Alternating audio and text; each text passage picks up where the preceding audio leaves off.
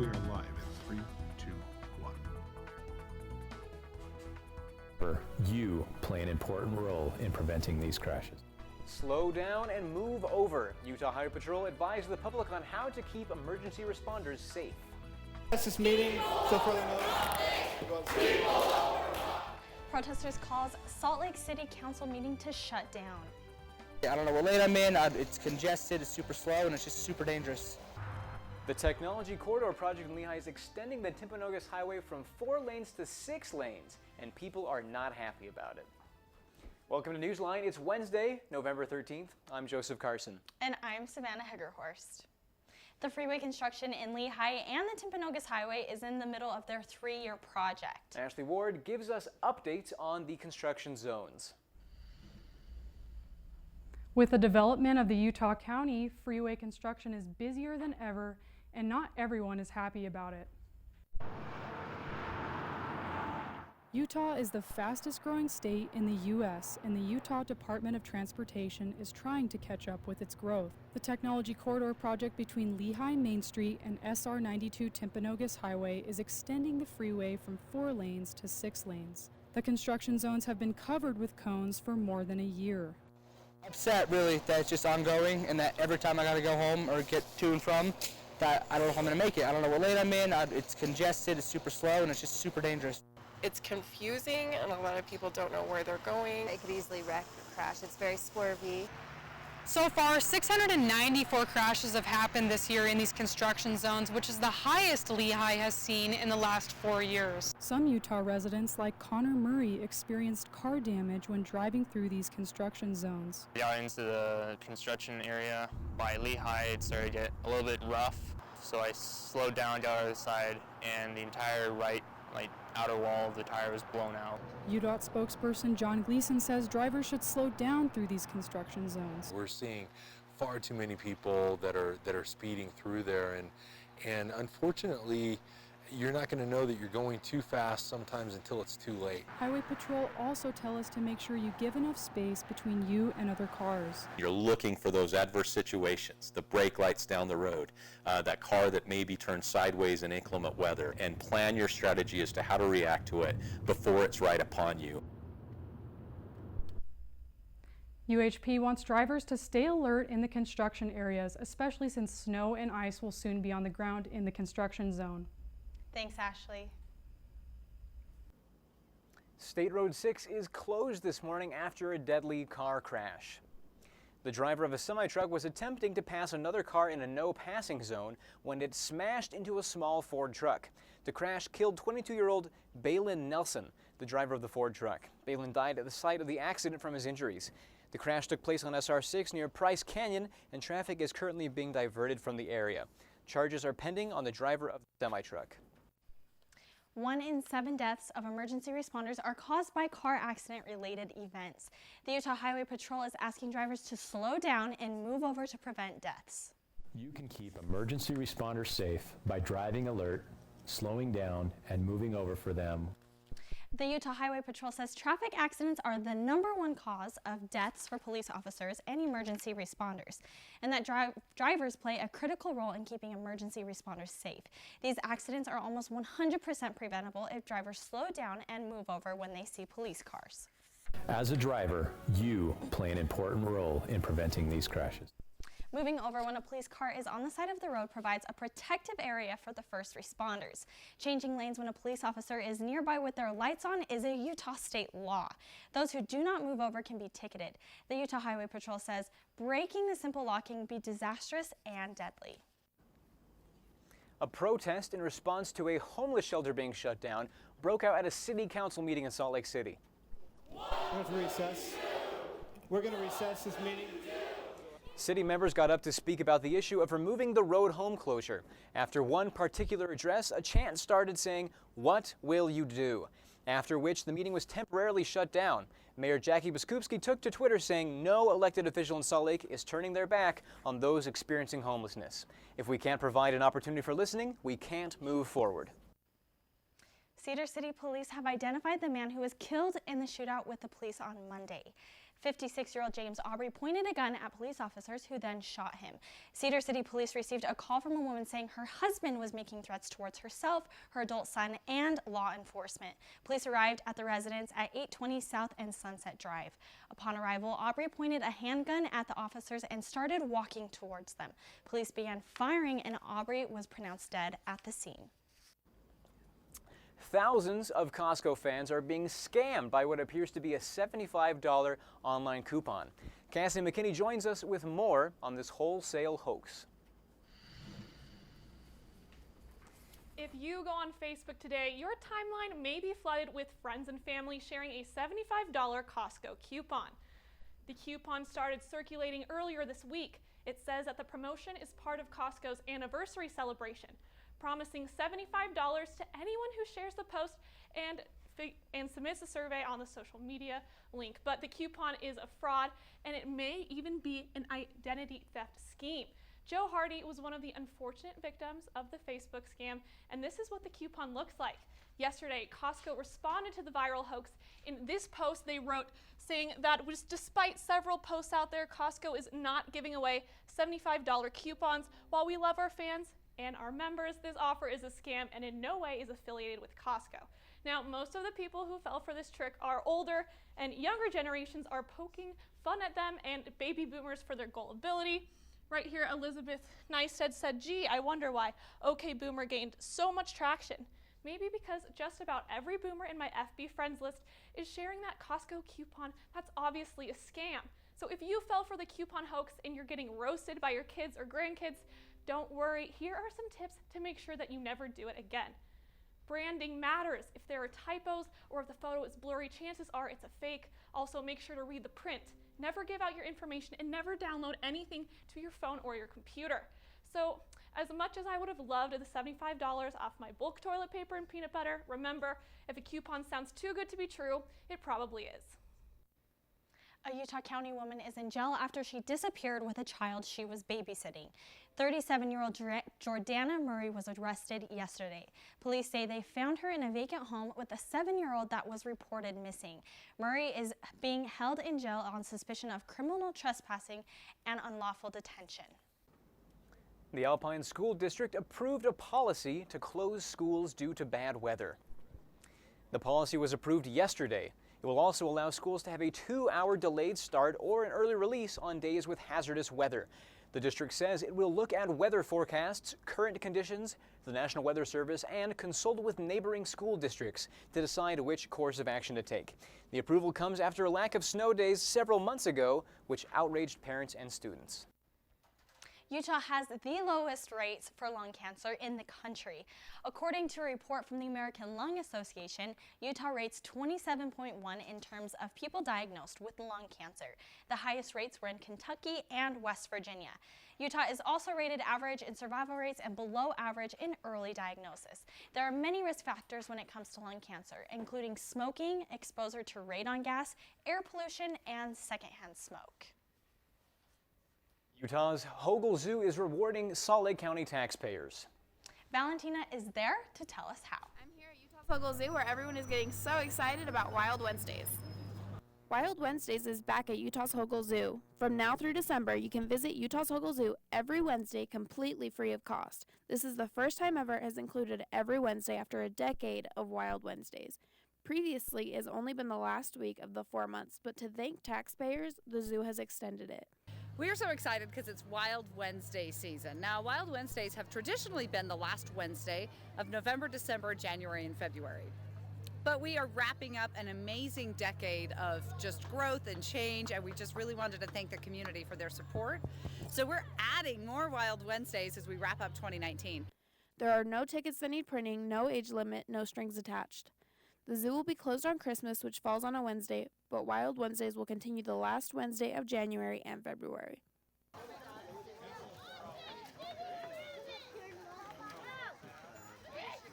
Wild Wednesdays normally are our way of saying thanks to Salt Lake County voters and their support of the Zoo Arts and Parks program, but the free admission is for everyone, so we just really want everyone to come up and see all the growth and all the change and just really enjoy the zoo. My 2 kids can run around and have a good time and look at the animals, and it's very easy things to do. as a family.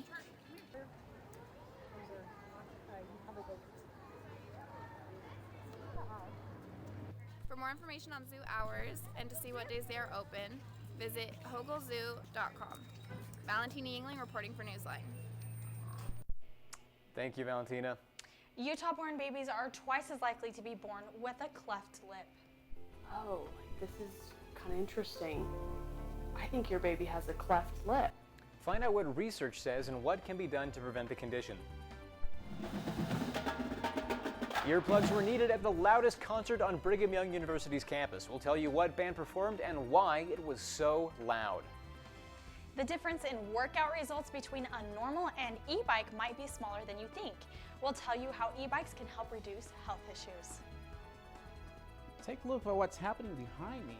Despite the cold and winter-like temperatures, this artist didn't stop him from being creative. I'll tell you where this happened with my full weather report next. I was physically at school, but my mind wasn't at school. I had problems at home. That's when I met Narnese. She started helping me a little bit, like, Nia, I don't know what you're doing, but your future is more important. She's my strength. It takes a village to help somebody get their diploma. It changes your whole life. Find free adult education classes near you at finishyourdiploma.org.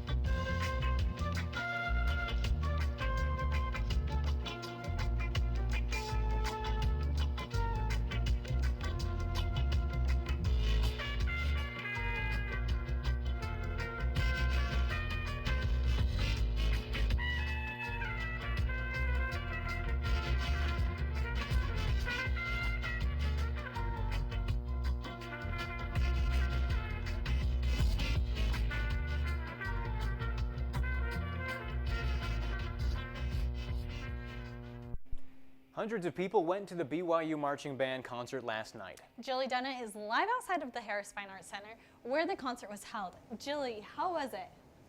The Cougar Marching Band performed what they called the loudest concert on campus here at the Harris Fine Arts Center. This is Marching Band. The band combined with the BYU Color Guard for a performance that felt like a football game. It wasn't a traditional band concert. The audience was invited to clap and sing along as they performed. The band played tons of fan favorites from the football games. Yeah, they're all like recognizable tunes, so it's kind of fun. Many BYU students went to the concert to support the marching band and the BYU Arts program. We have the arts pass and we go to all the music things, but the marching band is fun to listen to. The band featured a trumpet soloist and their iconic drumline for a few of their songs. It is called the loudest concert for a reason. It's very loud because we've got the whole marching band and the drumline all on stage, and then we've got, for some of the songs, the color guards coming out and doing the flag work as well, all on the stage in this like little auditorium. The color guard was also featured dancing and waving multicolored flags throughout the evening. Since there are so many members of the team and they are used to performing at a football stadium, they divided up the team and spread them out through the night. There's going to be about 10 of us for each song that the color guard is going to be doing, and are kind of like scattered throughout. The concert was a unique and interactive experience unlike any other performance because the audience was so close to the band. To see them up close, because I've only ever seen them like up in the top of LaVelle Edwards, like I've never been close. The band filled up the auditorium with around 400 people for a fun, music-filled evening. If you missed the marching band's performance, you can see and hear them perform again this Saturday at the BYU football game. Back to you. Thanks, Shelley. With a growing popularity for e-bikes, riding a bike could mean less pain and more gain. NewsLine reporter Andrea Cabrera spoke with the BYU Health Department Research Group about some exciting findings. There is a way to make cycling way more fun and way easier, and that's the pedal assist. E-bikes could change the game. Go going to work could look like this, and the doors could open for a broader community to hop on a bike and work out. For many of us, we have this perception that to engage in physical activity is painful and it's unpleasant. A BYU group of 3 public health staff conducted a study showing that mountain pedal assist bikes provide nearly identical workout levels compared to normal bikes. In the study, the team recruited a little over 30 active mountain bikers and kept track of their heart rates with monitors and Apple Watches while biking through a 6-mile trail. Each participant rode through twice, once with a conventional bike and the other with an electric bike. The team found that riding either bicycle raises a heart rate into a vigorous intensity zone, with only about a 10 beat per minute lower rate for electric bikes. Best of all, most participants felt it was less rigorous. The idea for this research study came as an inspiration from the streets of Europe. That I saw, especially older people that were biking into really their advanced years, and I was wondering, how are they doing that? The answer? They were now using pedal assist bikes. Combining the trend they saw in Denmark with the colleagues' personal interest in biking helped them identify this as a potential tool in the United States to reduce obesity, improve environmental health, and get more people moving. Reporting for NewsLine, I'm Andrea Cabrera. Babies born in Utah are twice as likely to be born with a cleft lip or cleft palate. NewsLine reporter Eliza Fellows went in search of an answer to this statistic. Eliza. It is estimated that every 3 minutes a baby is born with a cleft lip or cleft palate, making it one of the most common birth defects in the world.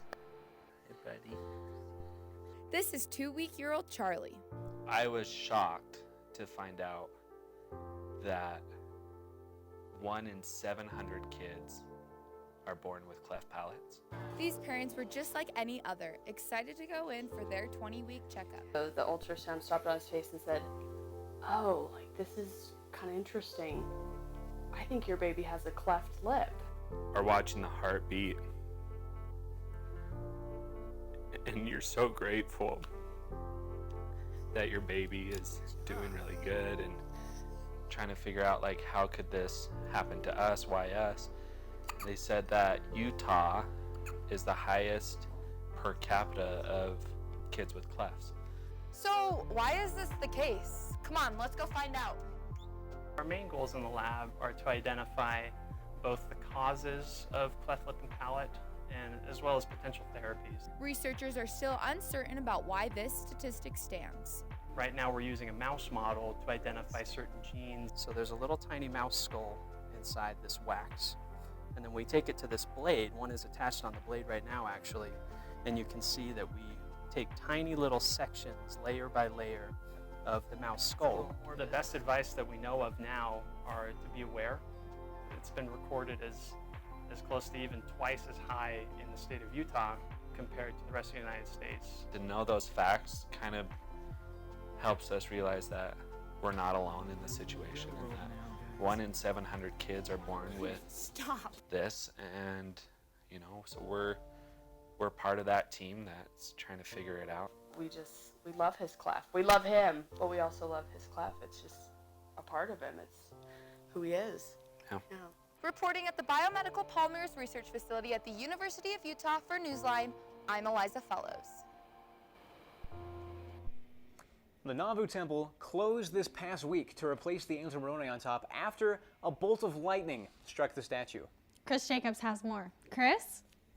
Welcome to beautiful Nauvoo. The Nauvoo Temple, the first fully operating temple of the church, was rebuilt in 2002, but despite the fairly recent construction, it closed this last week. They needed to replace Moroni. We had a thunderstorm, bright flash lit up the sky, blew the gold right off of him. Meet Jonah Aitchison. The temple, I can see it from my house, and I walk by it every day on my way to the office. A resident of the small town of Nauvoo and part-time drone photographer, he recorded the angel Moroni after it was struck by lightning. Moroni was struck by lightning during a crazy thunderstorm that we get out here in the Midwest. Precautions had even been made to prevent this very thing. Even with Moroni's lightning rod, he took the hit. But just yesterday, they replaced Moroni. Nauvoo's not a big town. I saw those cranes going up. I was like, man, this is huge. He grabbed his gear and headed over. They brought in a new Moroni to replace the one on the temple, and 2 big cranes today lifted him off, put a new one on, and faced him west and called it good. It was just a really cold day. Some even diehard were out there for a couple hours. It was pretty wild. And wouldn't you? Things like this don't happen every day. Yeah, it's pretty cool, pretty cool. Yeah, it's pretty fun. Reporting for NewsLine, I'm Chris Jacobs.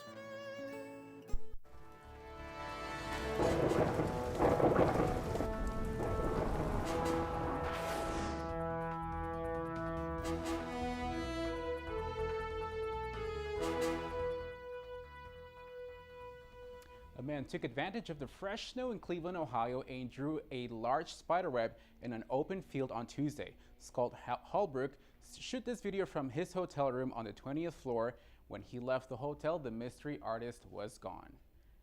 Now back in Utah, current temperature is 52 degrees, a little hazy, but we're still enjoying those warm temperatures thanks to that warmth coming from the west. Now, things are going to be staying like this until next week, but by next week, things are going to be changing, and this is why things are going to be changing. There's a storm forming up in the north right here that will likely hit our valley by Wednesday. It's going to bring some rain and some snow, and hopefully it'll clear out the haze. Temperatures are expected to drop once that cold air hits us. And speaking of temperatures, let's take a look at our highs and lows for today. Logan 55.29, Salt Lake 59.36, Vernal 51.27, Richfield 62.31, Warm St. George 73.46. Now our 5-day forecast for St. George, they're going to be enjoying some warm weather, highs in the 70s, lows in the 40s, sunshine, clear skies, a little bit of clouds on Thursday and Friday, but other than that, very pleasant weather. Our 5-day forecast for northern Utah looks a little similar, just some clouds on Thursday, Friday, and Saturday. By the weekend, it's going to be really sunshine and warm, highs in the 50s, 60s, lows in the 30s, 40s. Now, we're hopefully, this storm that's forming up will clear out the sky because it's really hazy right now, and people are getting so sick of it. Well, we better go to a good game before it gets bad outside, I was going to right? say last game in Utah for the Cougars is this weekend, so hopefully everyone can make it out. That time already. I know, right? Coming up after the break, BYU football honors their seniors this Saturday, and what did Kalani Sitake have to say about them and their last home game of the year? And then women's soccer sweeps the WCC accolades. Find out who won what next. Stay with us.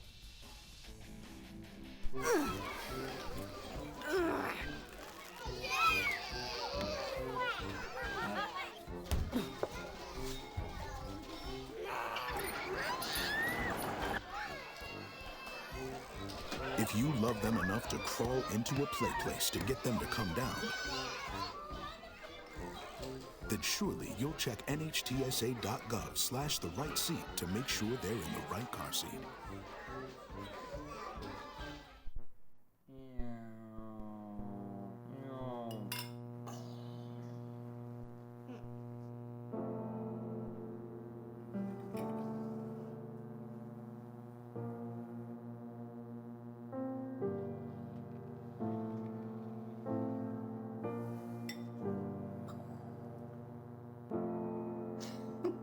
Visit aarp.org/caregiving for information on how to provide even better care for the person who wants to care of you.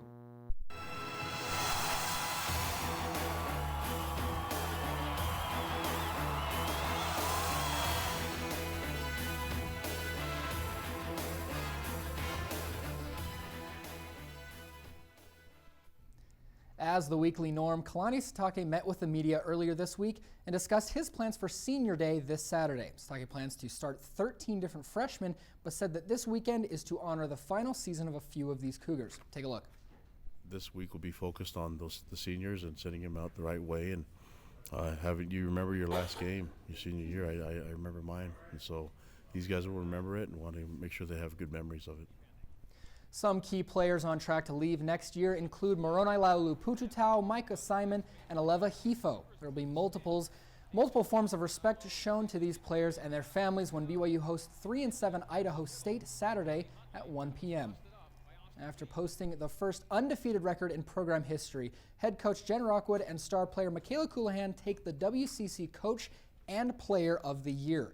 9 others were honored with either all WCC first team, second team, or honorable mention list. This marks Rockwood's 23rd winning season of the 25 she has coached. The Cougars will host Boise State in their first round of their 20th NCAA tournament on Friday at 6 p.m. And BYU Cross Country will make their final appearance before heading back to Indiana for the national championships. After taking first overall at the WCC Conference Tournament, the Western region of the U.S. is up next. This meet will feature the number 1 and number 3 schools in the country in northern Arizona and Colorado. Head coach Ed Eyestone said that the regional tournament is a bit of a semifinal for the Cougs. They'll run strategically and smart to get ready for the big one in just a few days after that. And the Jazz now hold the only perfect home record in the Western Conference of the NBA. After holding off Kyrie Irving and the Brooklyn Nets last night, it's safe to say that the Jazz have got a good season ahead of them. Irving, isolation, Mitchell, cross, floater, no, snatched, and a score. Rudy Gobert. Other than Rudy Gobert, Donovan Mitchell contributed a game-high 30 points, while Rudy recorded a double-double off 18 points and 15 rebounds. The Jazz will take a couple of days off before heading to Memphis to face Mike Conley's former team. You know, there was actually an interview with former Memphis player Mike Conley, and he said he's going to be very emotional going back to Memphis facing his former team, who's there for about a decade and a half. So, speaking of emotional, check out this video of a cute cat. Move over, Smudge. A rescue cat named Quilty has become the newest darling of the internet. It's all thanks to some Eunice attempts to free himself and other cats at Friends for Life Animal Shelter in Houston, Texas. When rescue workers reviewed security footage to find out how the cats kept getting out, video showed Quilty was the culprit. He would jump up and pull the handle down on the door. Thank you so much for joining us for Newsline. Have a great day.